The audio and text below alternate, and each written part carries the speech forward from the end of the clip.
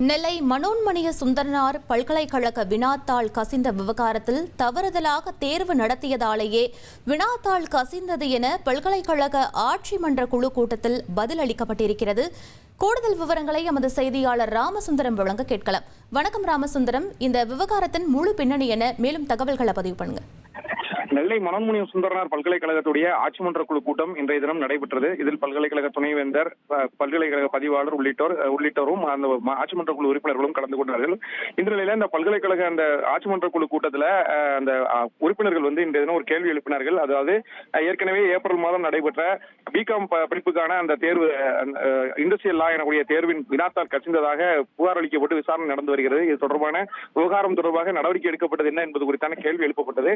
அப்போது அந்த ஆட்சி மன்ற குழுவின் கூட்டத்தில் பதிலளித்து பேசிய அதிகாரிகள் ஏற்கனவே இந்த வினாத்தாள் கசிந்து விவகாரம் தொடர்பாக காவல் நிலையத்தில் புகார் அளிக்கப்பட்டு உரிய விசாரணை காவல்துறையினரால் மேற்கொள்ளப்பட்டு வருகிறது.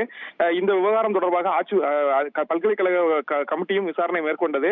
இதுல அந்த பாடப்பிரிவுக்கான அந்த தேர்வு நடத்தக்கூடிய அந்த நாள் ஒரு கல்லூரியை சேர்ந்த கல்லூரியினர் தவறாக நடத்தியதாகவும் அதனாலேயே இந்த தேர்வு தாள் வினாத்தாள் கசிந்தது கண்டறியப்பட்டதாகவும் தெரிவித்திருக்கிறார்கள். ஆனால் இந்த புகார் தொடர்பாக காவல்துறைக்கும் தகவல் தெரிவிக்கப்பட்டு உரிய விசாரணை நடந்து வருகிறது. அடுத்த கட்ட முடிவு அந்த கல்லூரி மீது என்ன நடவடிக்கை எடுக்கப்பட வேண்டும் என்பது குறித்தான நடவடிக்கைகள் காவல்துறை எடுக்கக்கூடிய நடவடிக்கையின் பொறுத்தே அமையும் என சொல்லியிருக்கிறார்கள்.